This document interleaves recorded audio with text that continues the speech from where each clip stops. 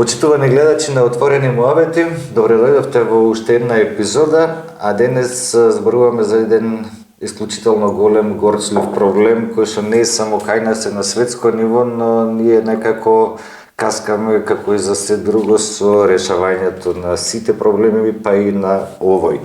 Денеска зборуваме за дијабетот. Дијабетичарите во Македонија, според последни истражувања, некои веќе имаме 140.000 регистрирани дијабетичари. Тука со нас е Менде Цветковски од Сдруженијето на дијабетичари Прилеп Сина револуција. Здраво, Менде. Здраво. Како си? Одлично, ви благодарам на приемот, ви благодарам на времето. Фала ти што ја прифати поканата. Некако на крај на месец април снимаме. Целата идеја беше во текот на месец април, што е некако и месец на здравието. Така е. На 7 април и светски ден на здравието и некако читајќи низ различни артикли, проблемот со дијабетичарите во Македонија е огромен, се провлекува долго време, па ајде да тргнеме од таму. Ја спомнавме бројката, во неврзан разговор кажа и не знаеме дали е точна, некоја неофицијална. Пред се ќе те прашам на што се должи што имаме толку голема бројка на дијабетичари во Македонија? Бројката е навистина загрижувачка, значи над 144.000 сне дијабетичари, од кои најголем дел се тип 2, околу 136.000, а тип 1 се околу 4 до 5.000. Која е разликата меѓу тип 2 и тип 1? Разликата е тоа што тип 1 е дијабет кој се добива во раните години од животот, најчесто во детска возраст, но не ретки се случаевите да се дијагностицира и во поодминати години. А додека тип 2 е дијабет кој е најчест и се јавува заради нередовна исхрана, се поголема консумација на процесирана индустријска храна, многу малку физичка активност, седечки начин на живот. И сето тоа се причини за добивање на тип 2 дијабетес. Значи, ако може да се извади некој заклучок од ова што ни го кажа, имаме 134.000 од тип 2 или тип Б, Да. Поради население кое што нити се храни здраво, ниту е активно, че овдека се отвара сериозни проблеми кои што не се за да се разговара со тебе, но сепак се добро да се потенцира дека се најверојатно едни од работите со кои што можеме да го превенираме дијабетот. Така е. Се извинувам, тука е и клучната наша цел како здружение, ние да едуцираме, што повеќе да едуцираме население, што повеќе да пренесеме знаење дека тип 2 дијабет може да се спречи. Значи, со добра превенција, со едукација, значи населението може да стане свесно, се повеќе да се грижи за себе, да практикува барем пешачење еднаш дневно или преку еден ден. Повеќе да се натеруваме да излегуваме надвор помалку време пред екраните. Да ги тргнеме малку телефоните и компјутерите, да излеземе малку во некоја прошетка. Ајде сега да сакам да те прашам за една работа која што се провлекува со години, а исто и ова година би имаш недостаток на инсулин во државава. Што се случува, зошто се случува веќе неколку години уназад го гледаме овој проблем, дека голем дел од периодот дијабетичарите го немаат потребниот инсулин и како да се надмени овој проблем? Овој проблем се провлекува точно низ годините и е сериозен проблем, посебно за инсулинските зависници како што сум јас. Значи, ние без инсулин не можеме да функционираме. Краткиот одговор е бирократијата. Бирократијата е многу тешка, тендерите, значи станува за поголеми финансиски трошоци, не е екипираност на министерства, на фонд за здравство, така е. Треба поголема дигитализација на тие процеси, запразување, предвремени набавки, значи тоа што можеме да го спречиме. Така, значи апел до државните органи едноставно да се мобилизираат барем во ова сфера кај што реално и живото загрозувачко на... Па така е, да, животно загрозувачка е. Значи сите тие состови на на хипергликемии се опасни. Секое движење на гликемијата предизвикува нешто во организмот. Така. Ние без инсулин значи не можеме да живееме. Спремајќи се за интервјуво со тебе, прочитав еден артикал дека дури и кога го има, значи еден огромен проблем е тоа што многу често го нема, да речеме, или еден голем дел од годината, веќе неколку години, дури кога го има, во Македонија не се трошил баш квалитетен инсулин. Дали имаш за тоа информација? И јас информациите што ги имам се спротивни на тоа. Во Македонија има квалитетен инсулин. Имаше, значи, низ годините и увоз кој не беше добар, не беше следен ни ланец на движење на инсулино, значи треба со пониска температура да се транспортира и такви некои работи да се чува. Тој увоз е отстранет. Сега сио инсулин што се добива во Македонија е... Значи веќе барем од страна на квалитет можете да бидете спокојни дека кога... Да. Работата е пак ќе речеме бирократска, значи треба постапките порано да се отвора, добро да се испланираат резервите, потребите. Оти преваленцата е околу 8% на годишно ниво, што не е мала бројка. Значи треба и да се испланира добро. Абсолютно. Каков е пристапот до ендокринолози? Дали има доволно специјалисти низ државава на експанзија која што имаме на пациенти? Уште еден проблем што последниве години баш се актуализира. Населените места надвор од Скопје посебно, значи се ограничени до пристап до доктори. Прилеп уште кубуриме некако со кадар, но ни требаат уште. Значи јас како пациент со тип 1 често патувам за Скопје, што дополнително ме изложува на трошок, на губење. Ние се залагаме... Сека губење време е трошок. Да. Се залагаме, подпишавме меморандум со болницата, со општата болница од Прилеп, за оформување на диабетес центар. И идејата на тој диабетес центар е сите овие работи и проблеми, од едукација, од пристап до доктор, да бидат во тој центар. Да се склучи некоја соработка, дали со клиниката ендокринологија која што е во Скопје, па доктор да иди во одредени датуми или било како, за да може да се надмени овој проект. Подобро е еден доктор денес да прегледа 30 пациенти овде со еден трошок да дојде во Прилеп, зашто 30 луѓе да појде таму. Во секој случај е многу попаметно и поевтино е, да речеме, ако зборуваме дека не сме баш и богата држава која што кубури со ресурси. Се надевам дека каков е фидбекот, за колку време би се формирал овој центар, како сега сме во процедура, болницата си има некоја постапка за да одреди простор каде би бил центарот, па екипирање, да видиме дали има доволно и медицински кадар што може да го обслужи тој центар. Планот е ние да видиме како здружение во центарот, каде што ќе имаме неколку превентивни програми за исхрана, за физичка активност, каде што секој граѓанин ќе може и да се обрати. Так. И тука ја гледаме нашето место во општеството. Ние можеме да влијаеме на превенцијата. Так. А се останато што е медицинско си се докторите.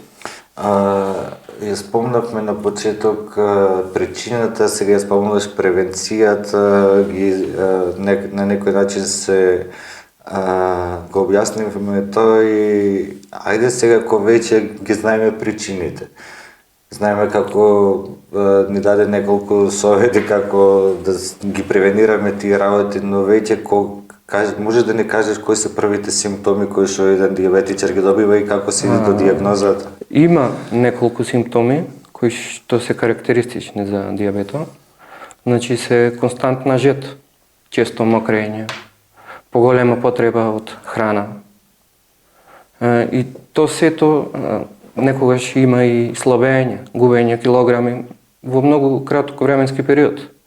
И се то се некои предзнаци, често се нарекува и преддиабет веќе таа состојба. Значи од таа точка може да пациентот да се врати назад. Ама со промена на исхрана, на физичка активност, внимавање повеќе на себе. Така, на колку време се препорачува да се прават контроли, да се мери шејкер?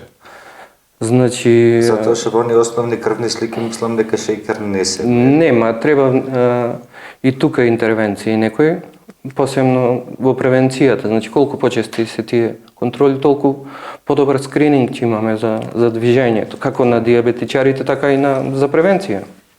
Така.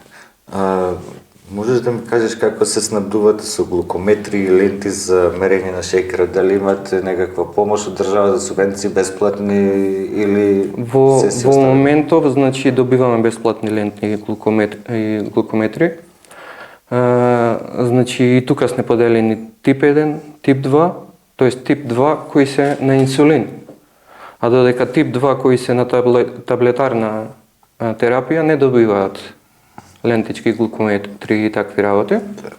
Значи тип 1 добива 250 лентички за 2 месеци, што е многу малку.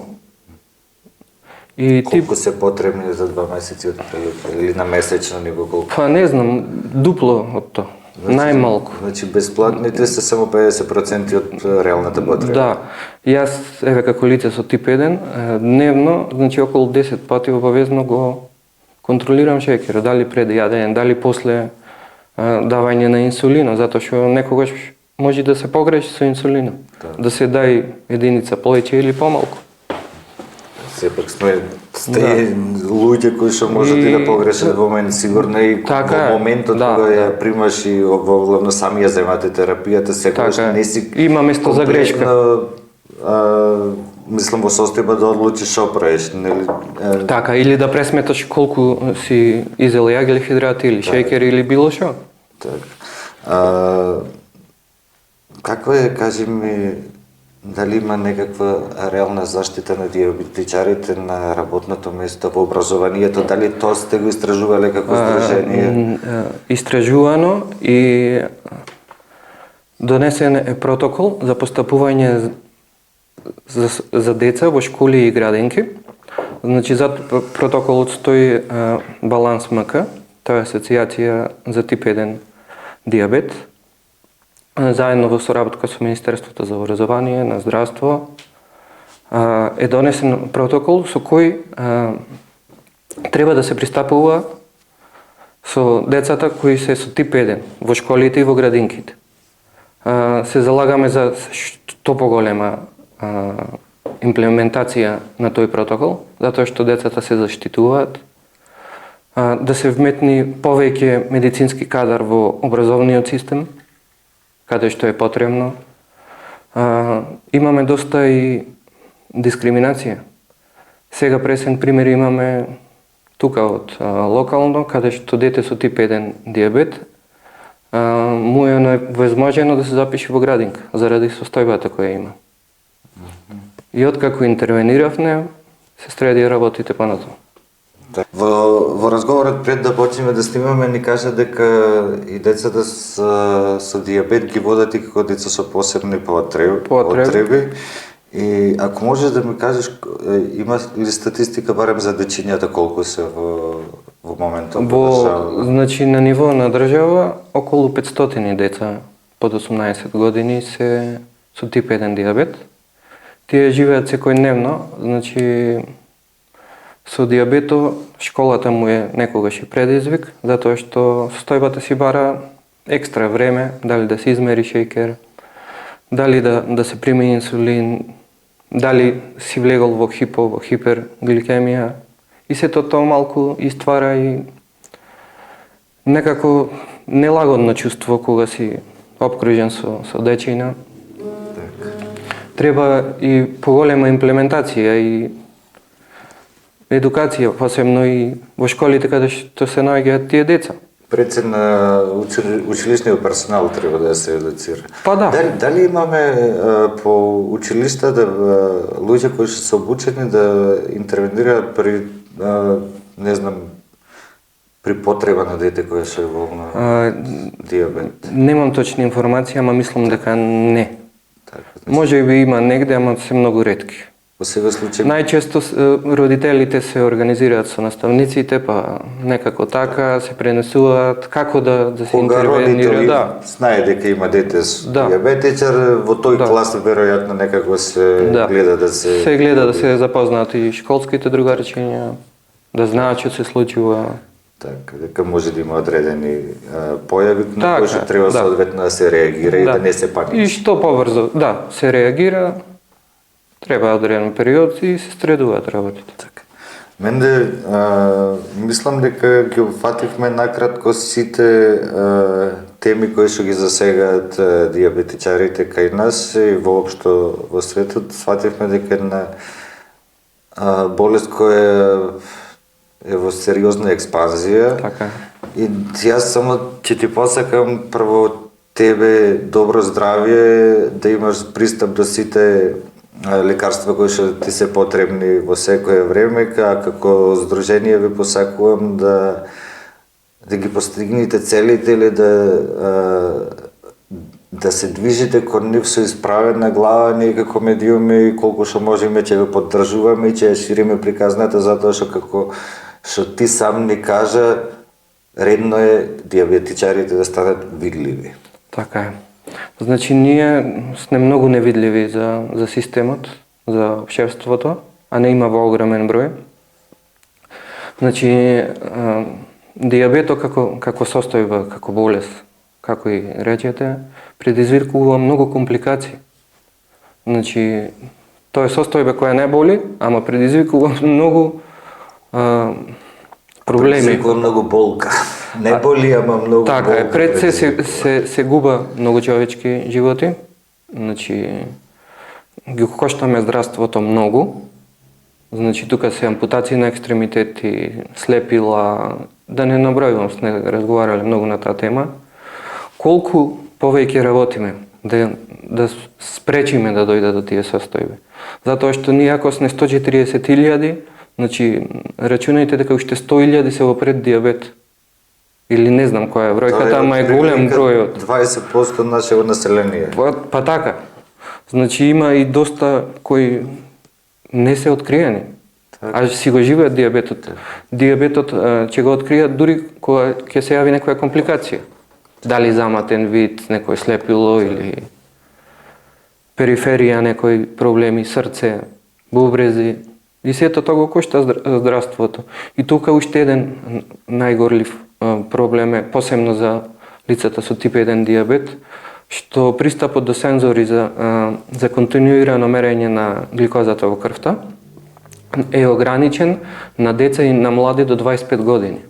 И некои многу мали групи кои што имаат веќе развиено компликации, повозрастни групи, добиваат сензори, а останатите, што е околу 3.000, 3.500, не знам точно, немаме пристап до таков систем. Тој систем ни ја мери гликемијата во крвта на секој 2-5 минути и на мобилниот телефон ги добиваме податоците и така намалуваме многу боцкање од прсти, многу трошење на... Значи веќе има модерни начини како да се измери и треба да биде пристап, ако е поевтино, би требало да биде достапно за сите. Па колку јас пречам дали да ослепам или било што да изгубам екстремитет, толку помалку државата ќе потроши на мене за здравство. Така, колку коштаат овие? Во моментов ние ги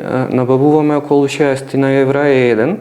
Значи ги набавуваме од соседството, од од европски земји, затоа што немаме пристап овде до такви модерни сензори, кои вистина ни гарантираат точни резултати, навремени реакции посебно за хипо, кога шејкерот паѓа. Затоа што натаму следи кома и такви работи. Значи, многу е битно да Значи, една од работите на кои што треба да се работи да се обезбедат модерните мерни инструменти кои што се потребни за поквалитетен живот. Добиваме многу мал пристап, многу малку луѓе има пристап до инсулински пумпи. Значи, бројката е многу мала. Значи, тешко се добива. Едноставно, дијабетот е состојба која е 24/7. Значи, нема пауза, нема опуштање и мора многу да се работи на него, да се работи на себе, да се работи на модернизација, на технологија. Зборуваме за огромен процент од населението, значи државата треба сериозно да се заземе за овој проблем и не е тука само набавката на инсулин. Тука има еден куп спорадични работи кои што треба да се превземат за да имате поквалитетен живот. На крајот на гришта, колку вие имате поквалитетен живот, толку повеќе придонесувате за општество. Еве, ти си графички дизајнер. Така. Ти придонесуваш за ова држава, работиш, плаќаш даноци и така натаму. Колку си во по-добра кондиција и позаштитен, толку си колку повеќе користам на здравствена заштита, колку повеќе користам боледување или било што, толку повеќе коштам државата. Апсолутно, се согласувам. Да го завршиме вака муабетот за да остане некако на крај да звони тоа дека е огромен процентот и дека колку поквалитетен живот на дијабетичарите, толку се покорисни за државата. Затоа државата треба да се заврши домашните задачи. Има некои информации и пресметки, за секое вложено евро од државата заштедува 6 евра во дијабетичарите. Значи, тоа е некој како податок, може да стои во јавноста, ние само загребавме на површината на проблемите. Во интерес на времето ќе закажеме и второ интервју. Ќе разговараме многу. Проблемите се огромни. Широка. Еве, јас и подготвувајќи се, читајќи артикли, сепак досега разговор со пациенти, човек во случај веќе и активист кој што се занимава со овој проблем не су имал и сега реално сваќам дека треба сериозно голема кампања и затоа што е огромен проблем. Во градов што мислам дека е и за поздравување, веќе се екипираме, значи медицинското училиште ни е тука, значи стои за сите наши акции, што е добро ова општество што може да си произведува кадар. Апсолутно, затоа што на крај на тука е болницата, вработените во инсулинската аптека кај нас се прекрасни луѓе кои соработуваме. За секој вакви големи недостатоци на инсулин. Во моментов нема на неколку места во Македонија инсулин, недостасува Оземпик. Па баш и отворив јавни набавки, мислам дека е распишан тендер на 28 април некаде. Овој пат е за 2 години набавката, но сепак веќе долго време нема. Па се подпираме на анекси. Не ги распишуваме на време тендерите и таму треба да се сменува. Така е. Ни треба и пристап до термин, значи најчесто пристапот е многу ограничен, треба да чекаш со месеци да појдеш на специјалист ендокринолог или било како. За нас пациентите со тип 1 тоа е многу важно. Во Прилеп е ограничена таа медицинска помош, така да мора да се обратиме во Скопје. Така, значи, мен да ти благодарам. Има доста проблеми, ти благодарам и тебе. Благодарам за муабетов, дефинитивно закажуваме за многу скоро уште едно интервју и мислам дека ќе треба да направиме и на сериозно истражување за сите овие бројки кои што не кажуваш дека и се неофицијални кај нас и на крај на криштата и како здружение и ние како медиуми да помогнеме реално да се добие вистинската слика и да се изврши притисок врз одговорните да се решаваат проблемите, затоа што правиме пак 6 пат повторувам, правиме обед за огромен процент од целото население. Значи сите овие работи што ги разговараме се разговарани низ години наназад. Ништо не е сменето. се останува на хартија, се останува нешто заташкано, нешто неспроведено, нешто ќе се спроведи, но нема да се доспроведи, пак ќе има проблем. Немаме право на избор. Добиваме еден вид на глукометрија, еден вид на сензор, например, децата добиваат, каде што нема избор. Најчесто ги добиваме најефтините технологии, кои се веќе исфрлени и од светот и од употреба. Само за да се постигне цената на тендерот. Затоа што основен критериум најефтина цена. Најефтина цена. А нас не зависи животот од тоа. Муабет за лек. Не правиме за помагало, за лек. Помагало за живот, не правиме муабет за луксус. Да. Не сме да биде тоа најважниот критериум. Значи, еве да ставиме некоја пауза овде. Проблеми ги има, но со правилен пристап, еве, и преку медиуми, преку институции, треба работите да се менуваат и се гледаме. Се гледаме во следна прилика, уште еднаш ќе ти посакам пред се добро здравје тебе и пристап до сите помагала кои што ти се потребни и на сите твои сооборци кои што го водат истиот пат. А вас, почитувани гледачи, ви закажувам средба за една недела со некој друг гостин.